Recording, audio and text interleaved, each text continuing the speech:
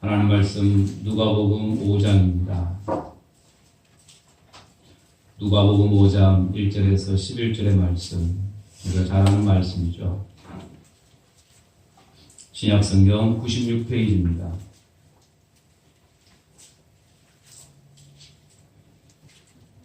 무리가 몰려와서 하나님의 말씀을 들을새 예수는 게네사렛 호숫가에 서서 호숫가에 배 두 척이 있는 것을 보시니 어부들은 배에서 나와서 그물을 씻는지라. 예수께서 한 배에 오르시니 그 배는 시몬의 배라.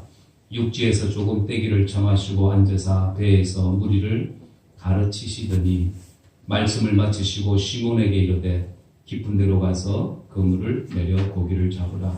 시몬이 대답하여 이르되 선생님, 우리들이 밤이 새도록 수고하였으되 잡은 것이 없지만은 말씀에 의지하여 내가 그물을 내리리이다 하고, 그렇게 하니 고기를 잡은 것이 심히 많아 그물이 찢어지는지라. 이에 다른 배에 있는 동무들에게 손짓하여 와서 도와달라 하니 그들이 와서 두 배의 채움에 잠기게 되었더라. 시몬 베드로가 이를 보고 예수의 무릎 아래 엎드려 이르되 주여 나를 떠나소서, 나는 죄인으로소이다 하니, 이는 자기 및 자기와 함께 있는 모든 사람이 고기 잡힌 것으로 말미암아 놀라고 세베대의 아들로서 시몬의 동업자인 야고보와 요한도 놀랐음이라. 예수께서 시몬에게 이르시되 무서워하지 말라. 이제 후로는 네가 사람을 취하리라 하시니 그들이 배들을 육지에 대고 모든 것을 버려두고 예수를 따르니라. 아멘. 할렐루야. 아멘. 오늘 누가복음 5장, 자신을 비워야 합니다. 우리 자신. 우리는 항상 주님 앞에 우리 자신들을 비워야 우리가 살 수가 있습니다. 그래서 우리 인생은 사실은 날마다 비우는 인생이죠. 날마다 비우는 인생. 여러분들 쓰레기통이 안 비우면 어떻게 될까요? 냄새도 나고 또 도저히 견딜 수가 없겠죠. 견딜 수가 없습니다. 그래서 이 쓰레기통은 비워줘야 됩니다. 비워야 그래야지 그곳에서 뭘 하든지 또 할 수가 있죠. 우리 인생도 마찬가지입니다. 우리가 주님 앞에 비우는 인생, 내 것을 포기하고 내 것을 계속해서 비우는, 비울 때에 주님이 우리에게 찾아오시죠. 또 우리에게 은혜도 주시고 또 믿음도 주시고, 그렇게 우리가 살 수 있는 겁니다. 그 현대판 그 배짱, 개미와 이 부자 배짱이라는 이야기가 있더라고요. 무슨 얘기인가 하면 우리가 잘 알죠? 개미와 이 배짱 이야기. 그런데 여기 하나 더 붙여서 부자 배짱이라는, 개미가 열심히 일을 해서 돈을 많이 벌었습니다. 그런데 노년이 돼서 몸이 아파서 병원에 갔더니 관절염에다가 디스크에다가 고혈압에다가 당뇨에다가 골다공증에다가 온갖 병을 다, 그래서 그동안 벌어놓았던 것을 다 써버렸습니다. 땀 흘려 모은 재산을 몽땅 다 날리고 말았어요. 근데 그늘아래에서 바이올린을 키던 이 배짱이, 이 배짱이는 맨날 놀기만 했는데 어느 날 갑자기 자기 앞에 모시는 차가 서더니 기획사 대표가 나오고 한번 일해보지 않겠냐고. 그래서 이 배짱이는 음반을 출시하게 되고, 그리고 가수로 데뷔를 합니다. 그런데 그 곡이 대박이 터져서 이 배짱이는 부자가 되었다라는 얘기입니다. 믿거나 말거나. 제가 하고 싶은 말은, 우리 인생에는 우리가 알 수 없는 일들이 일어납니다. 알 수 없는 일들. 무슨 일이 일어날지 모릅니다. 그래서 예상하지 못하는 일들이, 많은 일들이 일어납니다. 그래서 도저히 예수 믿지 않을 것 같은 사람도 오늘날 보니까 정말로 예수를 믿고 있고, 그렇죠. 더 나아가서는 뭐 신학을 하거나 아니면 또 선교사가 되어서 외국에 나가 있기도 하고. 그래서 제 친구가 어렸을 때 초등학교 때 친구가 예전에 한번 만난 적이 있는데 제가 목사가 됐다 그러니까 깜짝 놀라더라고요. 네가 목사가 됐냐? 그러면서. 의미가 좀 이상했어요. 너 같은 애도 목사가 되냐? 뭐 이런 느낌이었어요. 아무튼 어쨌든 도저히 되지 않을 것 같은 그런 사람도 나중에 보면 또 다른 삶을 살고 있고 이런 경우들이 많이 있더라는 거죠. 또 반대로 교회에서 기둥과 같은 그런 사람이었는데 오늘날 보니까 이단에 빠진 사람도 있고 교회를 떠난 사람도 있고 뭐 문선명 씨 같은 사람들 또 장로교회 그 장로였다가 천부교 세운 이 박태선 이 교주 이런 사람들 이런 사람들도 열심히 신앙생활 하던 이런 사람들인데 갑자기 교회를 나가서 새로운 이 종교를 만들어서 이 교주가 되어 있는 이런 경우도 많이 있습니다. 또 어떤 사람은 또 건강했던 사람이 어느 날 갑자기 암으로 이제 죽게 되었다는 이런 얘기도 듣게 되고 그래서 우리의 삶을 돌아보면 알 수 없는 그런 일들이 우리의 삶 앞에 많이 놓여 있습니다. 또 전쟁이나 재해 이런 것도 마찬가지입니다. 한순간에 이런 전쟁이나 자연재해로 인해 가지고 목숨을 잃는 사람들이 수없이 많죠. 지금도 전쟁으로 인해서 고통받는 사람들이 많습니다. 이런 모습들을 가만히 보면 우리의 인생이 어찌 될 줄 알지 못한다. 어떤 인생을 우리가 앞으로 어떤 일들이 일어날지 알 수 없는 시대를 우리가 살고 있습니다. 그렇기 때문에 우리는 무엇보다도 여러분들 2000년 전에 이 땅에 우리를 구원하시기 위해서 오신 그 예수 안에 살아가야 되는 그 믿음의 사람들이 되어야 될 줄 믿습니다. 그래서 주님께서 계시록 3장 20절에 말씀하잖아요. 다 같이 한번 읽어볼까요? 계시록 3장 20절 시작. 볼지어다 내가 문 밖에 서서 두들기노니 누구든지 내 음성을 듣고 문을 열면 내가 그의 곁을 가 그는 나로 더불어 먹으리라. 아멘. 주님께서 우리에게 찾아오셔서 우리와 함께 살겠다라는 겁니다. 우리와 함께. 그래서 주님은 우리 가운데 오셔서 우리와 함께 사시기를 원하십니다. 그 예수님을 모시고 우리가 살아야 되는데 그런데 내 것을 비우지 않으면 주님이 들어올 수가 없습니다. 내 것을 포기하지 않으면 주님이 내 안에 들어와서 사실 수가 없다라는 거예요. 쓰레기통도 마찬가지입니다. 쓰레기를 비워야 그 쓰레기통 다시 사용할 수가 있겠죠. 그래서 우리 안에도 마찬가지입니다. 주님이 내가 너와 더불어 살기를 원한다. 먹고 마시기를 원한다. 그러기 위해서는 우리가 우리 자신을 비워야 된다는 거예요. 내 자신을 비워야 된다. 오늘 이 본문 말씀 예수님께서 이 게네사렛 호숫가에 계실 때에 많은 사람들이 모여서 말씀을 들었습니다. 말씀을 듣고 이 갈릴리 바다라고 하는 이곳 오늘 본문에 보니까 이 어부들이 고기 한 마리도 못 잡고 이 공허한 마음으로 그물을 싣고 있습니다. 예수님께서 아침에 이 베드로의 배를 빌려 타시고 그들에게 말씀을 다 마치신 후에 이 베드로에게 깊은 데로 가서 그물을 내려 고기를 잡으라 이렇게 말씀하죠. 이 말씀을 들은 이 베드로가 얘기합니다. 밤이 새도록 수고하였으나 한 마리도 잡지 못했지만 말씀에 의지해서 그물을 내리겠습니다 라고 얘기합니다. 그리고 이 그물이 어떻게 해요? 찢어질 정도로 많은 고기를 잡게 됩니다. 그리고 이 잡힌 고기를 보고 이 베드로가 좋아하는 것이 아니라 주님 발 앞에 엎드려서 주님 나를 떠나소서 나는 죄인이로소이다 라고 얘기합니다. 자기의 부족함과 무능함과 죄인, 불신했던 이 모든 것을 주님 앞에 고백하게 되는 그때 예수님께서 말씀하시기를 야 무서워하지 마라. 이제 후로는 네가 사람을 취할 것이다. 사람 낳는 어부가 되게 할 거다. 이렇게 말씀합니다. 이 베드로는 이 말씀을 듣고 모든 것을 다 버려두고 예수를 따랐다라고 이렇게 말씀을 하죠. 우리가 이 본문 말씀에서 여러 가지 교훈을 우리가 얻을 수 있습니다. 그 중에서도 우리가 기억해야 될 것, 말씀을 듣고 이 베드로가 3번이나 자신을 비웠다라는 겁니다. 자신을 비웠다.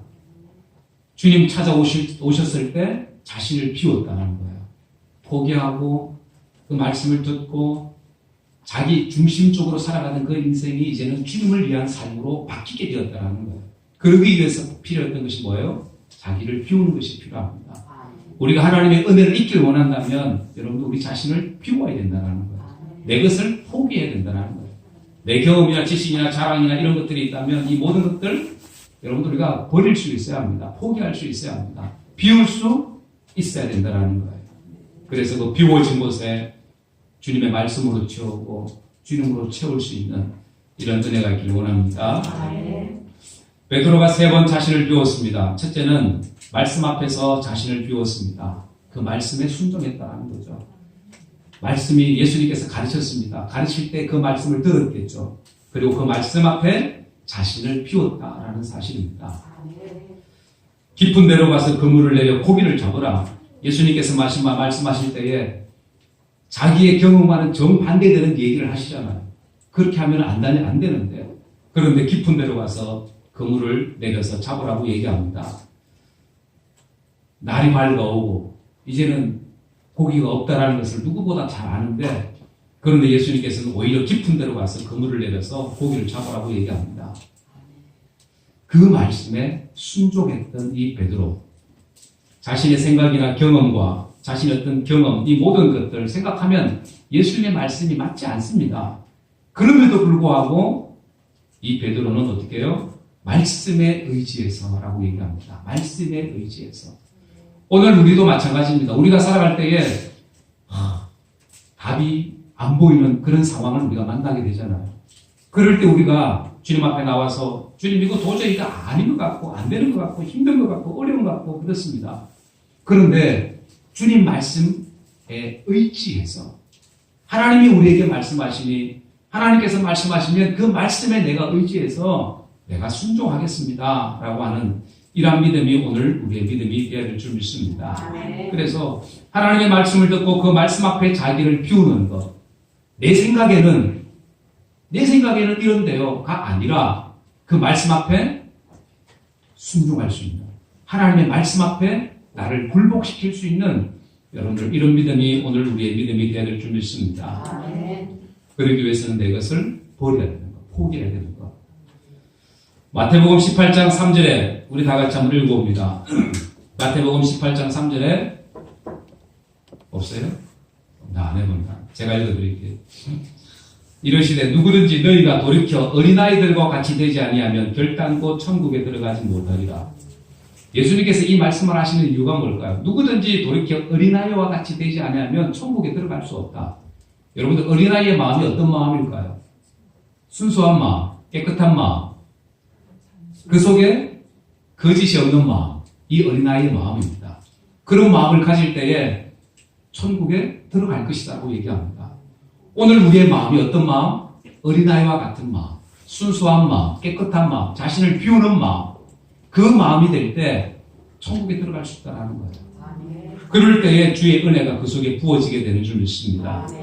여러분들 그래서 내 것을 내가 가지고 있는 것들을 내가 포기하지 않으면 버리지 않으면 올바른 신앙이 될 수가 없습니다. 천국에 들어가기도 힘들 수 있습니다. 30년을 넘게 교회를 다닌 사람도 예수님을 공자나 맹자나 석가나 이런 이 4대 성인 중에 한 명 아니면 소크라테스까지 해서 5대 성인 중에 한 명으로 보는 그런 사람들도 있습니다. 이런 사람들 어떻게 30년을 교회를 다녔는데 예수님을 갖다가 이렇게 4대 성인 중에 한 명으로 생각하는 사람이 있을까?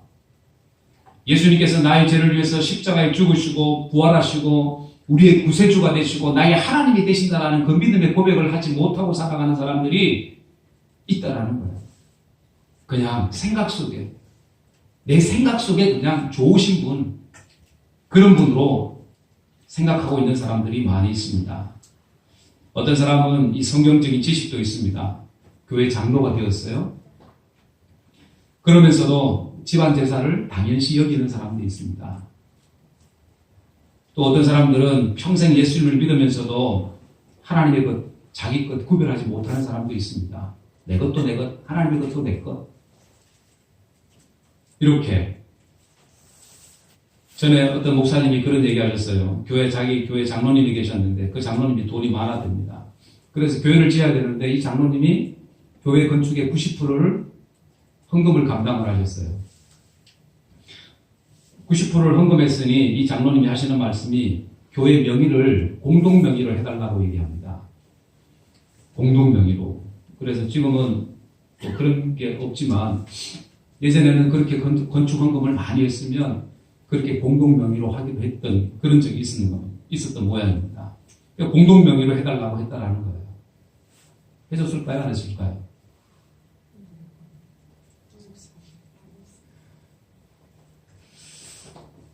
나중에 해줘가지고 문제가 생겨가지고 결국에는 나눠지게 되는 이런 일이 생겼습니다. 여러분들 우주 만물이 사실은 이 하나님의 것이죠. 세상을 창조하신 분이 우리를 만드신 분이 바로 하나님이십니다. 그 하나님 생사화복을 주관하시는 분이 하나님이고 우리의 생명 또한 하나님의 것이라고 우리가 믿는다면 우리가 가지고 있는 건 사실은 내 것이 아니잖아요. 내가 그냥 잠시 보관하고 있는 것이고 청지기의 삶을 우리가 살고 있는 것 뿐이지 여러분 우리의 생명이나 우리의 목숨이나 이 모든 것들은 다 사실은 하나님의 것입니다. 그래서 하나님의 것을 하나님께서 잠시 우리에게 맡긴 거예요. 어떤 사람에게 좀 많이 맡기고 어떤 사람에게 좀 적게 맡기고 그래서 우리는 그냥 관리인으로 있다가 그냥 주님께서 나중에 부르시면 우리는 그냥 그대로 다 내놓고 그냥 가야 되는 거예요. 주님 부르시면 그냥 가야 돼요. 그래서 빈손으로 왔다가 빈손으로 가는 것이 우리의 인생이라고 얘기합니다. 빈손으로 왔다가 빈손으로 가는 것. 그런데 많은 사람들이 마지막까지 많은 것을 가지고 가려고 생각을 하고 있습니다. 그것이 오늘 우리의 삶이기도 합니다. 어쨌든 제가 장례를 치르면서 또 염을 하면서 보면 그렇잖아요. 죽을 때 사람은 그냥 아무것도 없이 그냥 빈손으로 가는 우리의 인생인 것을 우리는 보게 됩니다. 여러분들 그래서 이 베드로가 예수님 앞에 주님 앞에 나왔을 때 자기를 비웠습니다. 자기의 모든 생각, 경험, 지식, 업으로서 살 수 있는 그 많은 어떤 노하우 이런 것들 다 버렸다라는 거예요. 포기했다라는 거예요. 그래서 베드로가 주님 앞에 나올 때 말씀에 의지해서 주님 말씀 그러하니 내 것 포기하겠습니다. 내 것 비우겠습니다. 그 얘기입니다. 그럴 때에 이 베드로에게 은혜가 부어진 줄 믿습니다. 그리고 두 번째는 이 베드로가 복을 받은 후에도 자신을 비웠습니다. 말씀 앞에 자기를 비우고 순종할 때에 그물이 찢어질 정도로 많은 고기를 잡게 됐죠.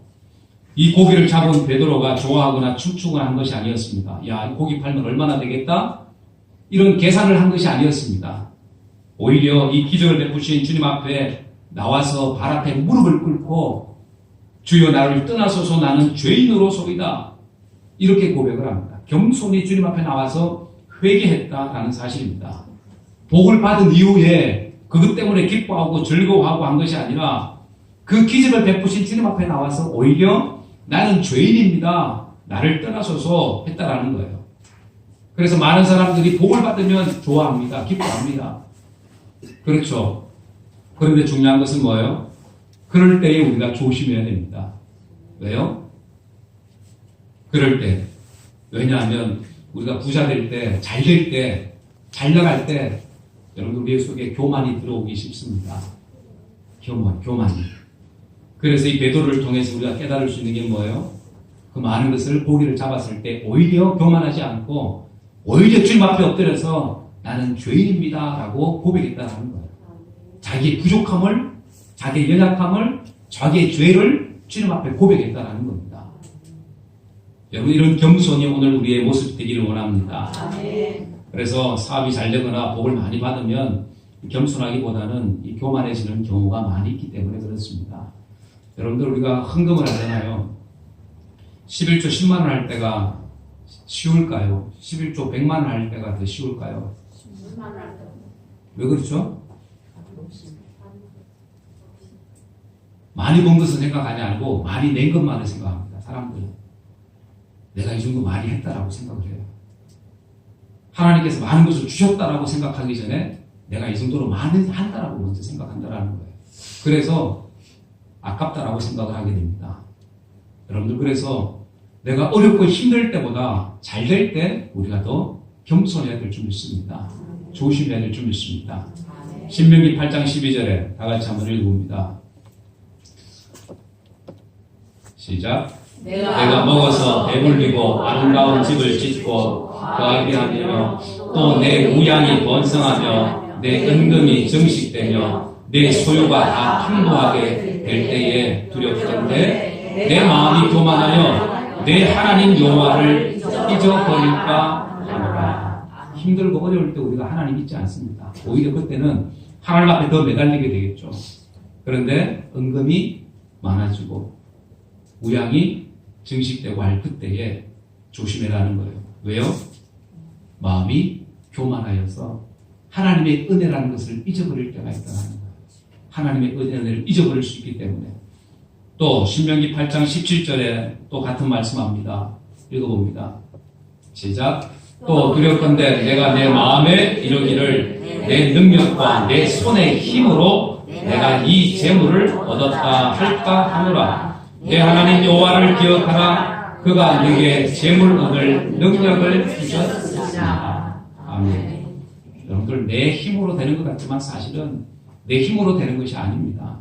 우리 인생이 내가 내 힘과 능력으로 내가 사는 것 같지만 여러분들 하나님께서 우리의 인생을, 우리의 생명을, 우리의 목숨을 좌지우지할 수 있는 분이 바로 하나님이시잖아요. 그래서 그 하나님 앞에 우리가 철저하게 무릎을 꿇을 수 있어요. 베드로가 주님 앞에 나와서 무릎을 꿇고 나는 죄인입니다. 나를 떠나십시오.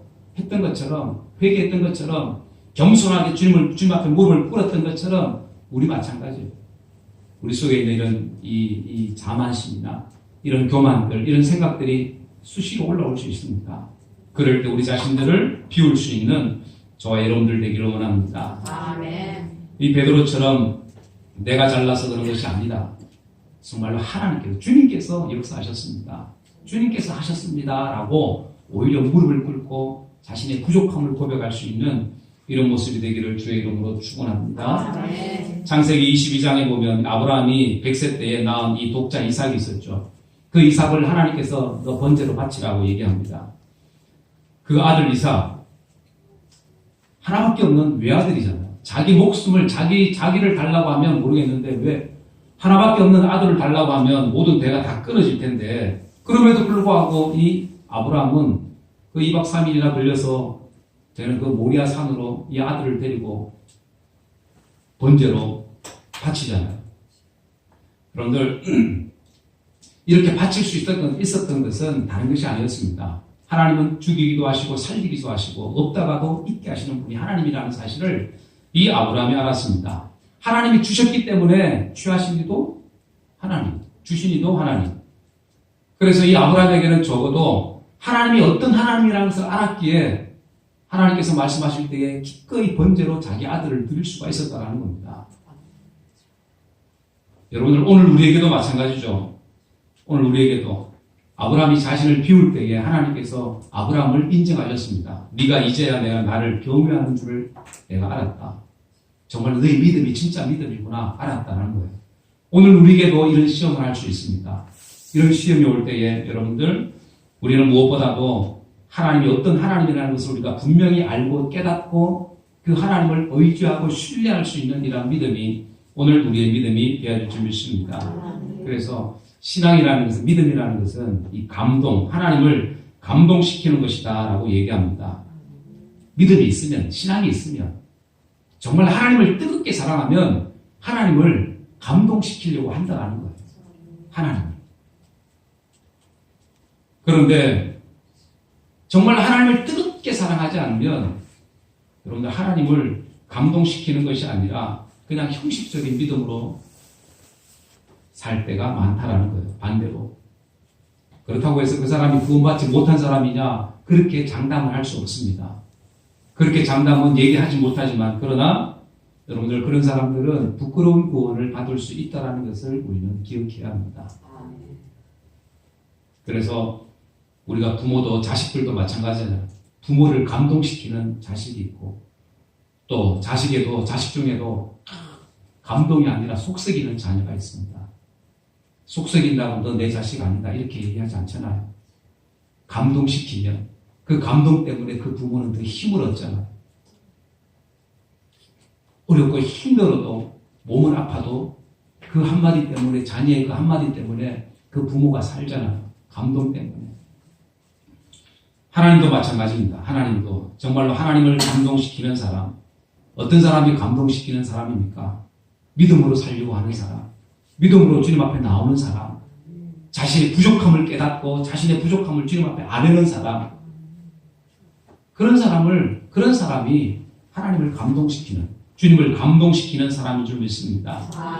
우리가 성경에 보면 이 백부장의 믿음, 예수님께서 감동하시잖아요. 내가 이만한 믿음을 내가 만나보지 못했다. 감동하신 거죠. 백부장의 믿음을 보시고 38년 된 이 안전뱅이의 그 믿음이 그랬습니다. 그런 믿음. 내 믿음이 너를 구원했다. 주님이 그렇게 말씀하시죠. 귀신 들린 아이를 둔 이 어머니, 이 딸아이, 악한 귀신이 들렸습니다. 더러운 귀신이 들렸습니다. 이 귀신을 둔 어머니의 믿음이 어떤 믿음입니까? 옷자락으로 붙잡으면, 주님께 나오면 내 딸아이가 낫겠다라고 하는 이런 믿음. 소형 바디메오 역시 마찬가지입니다. 그 간절함을 가지고 주님 앞에 나와서 부르짖을 때에 내 믿음이 너를 구원했다. 이렇게 말씀합니다. 작은 자여 너의 믿음이 너를 구원했다. 내 믿음이 크다. 이렇게 말씀하시잖아요. 그 말씀하시는 뜻이 뭐예요? 감동했다라는 거예요. 감동. 너희들의 믿음을 보고 내가 감동했다라는 겁니다. 그리고 내 믿음대로 되라. 이렇게 말씀합니다. 오늘 우리의 믿음도 마찬가지입니다. 정말로 주님께서 우리의 믿음을 보고 내 믿음을 보고 정말로 쪼잔한 믿음이 아니라 하나님을 감동시킬 만한 믿음, 이런 믿음이 오늘 저와 여러분들의 믿음 되기를 원합니다. 그래서 많은 사람들이 수많은 문제를 가지고 살아갑니다. 그런데 그 많은 문제 앞에 내 힘으로, 내 능력으로, 내 경험이나 지식이나 내 것으로 해결하려고 하는 사람들이 아니라 모든 것을 주님 앞에 맡길 수 있는 이런 믿음, 내어놓을 수 있는 믿음, 이런 믿음이 정말로 주님을 감동시키는 믿음이 되는 줄 믿습니다. 그래서 이렇게 자신을 비우는 것, 주님 앞에 겸손히 나와 은혜를 구하고 나의 힘이 아닌 주님의 힘을 의지하는 것, 이것이 자기를 비우는 겁니다. 비우는 것. 이런 비우는 저와 여러분들 되기를 원합니다. 그리고 마지막 세 번째, 이 베드로는 헌신을 위해서 자신을 비웠습니다. 쓰임받는 인생이 되었다는 거예요. 주님 앞에 쓰임받는 인생. 내가 원하는 대로 가는 길이 아닌 주님이 원하시는 그 길로 가는 인생이 되었습니다. 자기를 포기하지 않고는 할 수 없는 거죠. 마지막 절에 뭐라고 얘기합니까? 배와 거물을 다 버려두고 예수를 따르니라 라고 얘기합니다.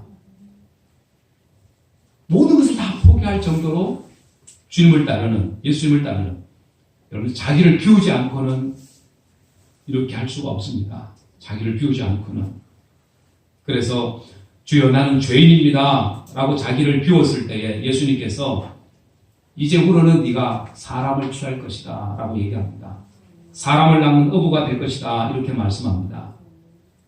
베드로는 세상의 것을 바라보고 따라가는 인생이 아니라 영원한 하나님의 나라를 바라보고 살아가는 그런 인생이 된 줄 믿습니다. 그래서 복음을 전하는 사도가 되었고 그리고 마지막 순교자가 되었습니다. 하나님 나라를 위해서 쓰임받는 일꾼이 되었다라는 사실입니다. 그래서 무엇보다 오늘날 많은 사람들이 이렇게 주님께 붙잡힌 바 되어서 살아야 되는 그런 사람들이 우리들입니다. 믿음의 사람들. 그런데 붙잡힌 바 되지 못하는 사람들이 많죠. 왜 그럴까요? 우리가 주님을 붙잡아야 되는데 세상의 것을 붙잡습니다. 세상의 끈을 붙잡습니다. 왜요? 롯의 처와 같이 자꾸 뒤를 돌아봅니다. 세상을 돌아봅니다. 육신의 것을 돌아보게 됩니다. 그러다 보니까 하나님의 것을 붙잡아야 될 사람들이 자꾸 세상 줄을 붙잡고 달려가고 있습니다. 이것이 오늘날의 현실입니다. 무엇보다도 자기를 포기하지 않기 때문에, 나를 비우지 않았기 때문에 이런 일들이 생긴다라는 겁니다.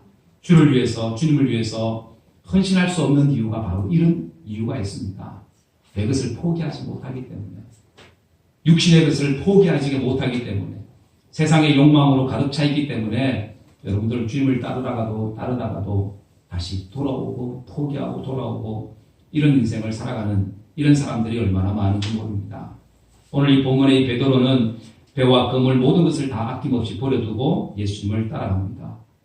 그리고 사람을 낳는 어부가 되어줍니다. 그리고 그 남은 인생 주를 위해서 순교까지 하는 그런 인생이 되어지죠. 여러분들, 주님께서는 우리가 비운 만큼 주님은 우리에게 채워주시는 줄 믿습니다. 내가 포기하는 만큼, 비운 만큼 주님은 우리에게 채워주신다. 그리고 우리를 쓰신다라는 거예요. 주님의 일꾼으로 도구로 사용하신 줄 믿습니다. 여러분들, 배에 떠다니는 배들 여러분들 많이 보죠. 이 배에는 파도가 치면 이 배에 물이 막 들어오게 됩니다. 그런데 이 배에는 전부 다 뭐가 있냐면 배수장치가 있어요. 배수장치. 그래서 아무리 물이 많이 들어와도 계속해서 배에서는 물이 자꾸 나갑니다. 빠져나가요. 평상시에도 마찬가지. 계속해서 물이 나가요. 혹시 그런 거 보셨는가 모르겠는데, 제가 해군에 이게 해군을 제대해서 그 사실을 잘 아는데, 그래서 이 배에는 항상 물이 들어오면 그 물이 계속해서 흘러나갈 수 있도록 이 배수장치를 하는데, 이 배수장치가 없으면 어떻게 될까요? 배가 가라앉습니다. 평형수를 맞추기 위해서 이 물이 들어갔다 나왔다를 해야 돼요. 그래야 배가 가라앉지 않아요. 평행수도 있고. 그래서 이 폭우 치는 날, 이런 날들 보면 그 들어온 물들이 그대로 다 나가요. 그렇게 하지 않으면 배가 침수되기 때문에 그렇습니다. 사람들도 마찬가지입니다. 우리도 내가 끊임없이 나를 비우지 않으면 어떻게 될까요? 가라앉을 수밖에 없습니다. 가라앉을 수밖에 없다. 침몰될 수밖에 없다. 믿음에서 떠날 수 있다는 겁니다. 계속해서 그렇게 되면. 그래서 우리는 무엇보다도 자신을 비우는 연습, 포기하는 연습, 내 것 아닙니다라고 계속해서 부인하는 자기 부인, 이런 모습들이 오늘 우리에게 필요합니다. 그럴 때 주님은 우리에게 그 빈 곳을 주님은 채워주신다는 거예요. 맡길 수 있는 일한 여러분들 되기를 주의 이름으로 축원합니다. 그렇게 베드로는 로마에서 복음을 전하다가 순교하게 되죠. 그 후에 후사가들이 얘기하기를 베드로는 거꾸로 십자가에 못 박혀 죽었다라고 얘기합니다. 거꾸로 매달려서 순교할 정도로 여러분들 이 베드로는 주님께 붙잡혀 있는 사람이었습니다. 그는 사실은 별로 아는 것도 없는 사람이었습니다. 어부였습니다. 고기 잡는 것밖에 모르는 그런 사람이었습니다. 그런데 주님께 붙잡힌 인생이 되어지니까 그의 생애가 놀랍게 변화되어지기 시작합니다. 초대교회에 가장 영향력 있는 사람이 되어집니다. 베드로를 통해서 우리가 깨닫는 것 세 가지, 우리가 비우는 것을 우리가 보게 됩니다. 말씀 앞에서 자기를 비웁니다. 하나님의 말씀 앞에서 자기 것을 비웁니다. 또 복을 받은 이후에도 더 겸손해집니다. 오히려 자기가 죄인입니다. 나는 아무것도 아닙니다. 그렇게 주님 앞에 나온 자기를 비운 인생이 되었습니다. 그리고 주님께서 내가 너를 쓰겠다고 얘기할 때에 자신은 모든 것을 다 포기하고 버려두고 예수님을 따르는 제자가 포기 없이는, 내 자신을 포기하지 않고는 여러분들 우리가 주님을 따르는데 여러분들 힘이 듭니다. 그래서 여러분들 내 것 포기할 수 있는 것, 내가 가지고 있는 경험이나 지식이나 자랑이나 내 세상 것들이나 이런 것들을 하나하나 포기할 수 있다면 여러분들이 나중에 주님 앞에 우리는 주님을 감동시킬 수 있는 사람이 될 것입니다. 그래서 우리가 우리의 남은 생에도 정말로 주님 앞에 쓰임받을 수 있는, 내 것을 포기하고 비움으로 인해서 주님이 내 것으로 내 속에 충만해주고, 그렇게 주님 앞에 우리의 남은 생에도 여러분들 쓰임받을 수 있는, 쓰임받는 복된 인생들이 다 되어지기를 주 예수의 이름으로 간절히 축원합니다. 기도하겠습니다.